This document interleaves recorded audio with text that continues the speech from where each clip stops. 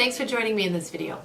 This video, I just want to read out some common questions that I get from clients and who want me to do a video explaining these particular questions. So the first question, a common question is, what is considered work? Work can be paid and it can be unpaid. So a lot of people think that if I don't get paid for it, it's not considered work. Well, that's not really true. Work is really defined based on the activities you do, not if you're getting paid or not. So paid can also be obviously when you're getting a paycheck, and unpaid can even be something like internship. It's still considered work. So that's the first question that we get. The second common question that we get is, what do I need to work in Canada? Well, this is a very broad question. In order to work in Canada, you need a work permit. There are several ways of obtaining a work permit. Because there's different types of work permits. There's open work permits, there's closed work permits, and depending on what you qualify for, there's different avenues to go. Predominantly, the work permit for foreigners will have to go through a process called the Labor Market Impact Assessment. I've done many videos on this, so you want to click on our website that describes the LMIA process. There's also open work permits where it's attached to something like a spousal sponsorship inland application, a refugee application, an H&C application, a bridging open work permit, and so forth. So depending on what you qualify for, the routes are different. So to answer that question, I need to know what specifically you're eligible for, and then we can discuss. But the three main ways to determine if you need a work permit is, one is, does Canada have a particular agreement with that country, such as a NAFTA agreement or a GATS agreement? The second thing you want to look at is if you're eligible for an open work permit, and the open work permits are usually attached to something, such as a inland spousal, I told you, a refugee application, an H&C, a study permit for your dependent, or a closed work permit through a labor market impact assessment. So if the first two are not applicable to you, then most likely you have to go through a LMIA process.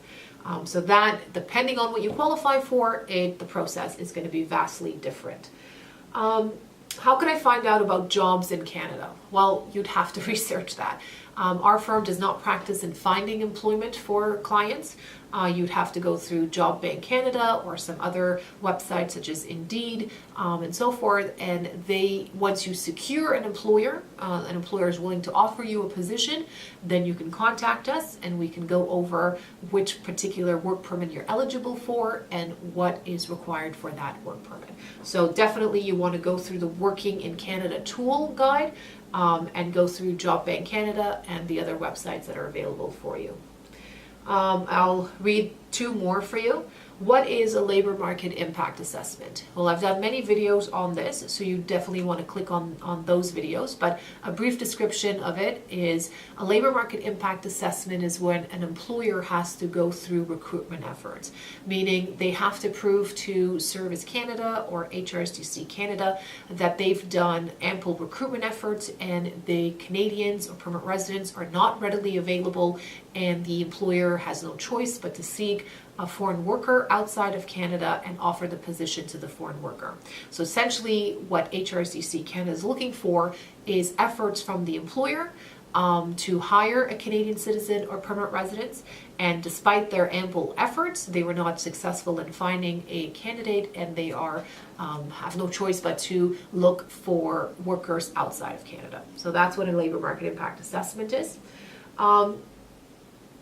The last one is, I've received the Canadian job offer. What documents do I need from the employer? Again, it depends on the type of work permit, and I'll focus on the labor market impact assessment because that's pretty much a majority of the clients that we get through our firm. There are really three sets of documents for that. The first set is the corporate documentation, which is tax documents, it's PD7A document, it's lease agreement, so everything to do about the legitimacy of the company. Usually we need 2 years of tax documents, so that's one set of documents. The second set of documents is about the employee, so whatever post postings you've done. You have to look at the postings and make sure that the employee that you're hiring is actually meeting the requirements. So let's say in the posting you indicated that there's a mandatory 5-year work experience required in the field. You want to include contracts, employment reference letters, whatever it is, that the employee actually meet this requirement. So that's a second set of documents. And the third is, which is very, very vital, is efforts you've made to hire Canadians or permanent residents. So those are postings. So you want to make sure that you've posted at least at minimum 3 places, one of them being Job Bank Canada, and the other 2 depends on the position. So those are the 3 main sets of documentation you need to include when you apply for a labor market impact assessment. I'll do one last one, and that is, does my work permit allow me to work for any employer in Canada? And that question is also, it depends. So when you look at your work permit, the work permit will tell you who you can work for.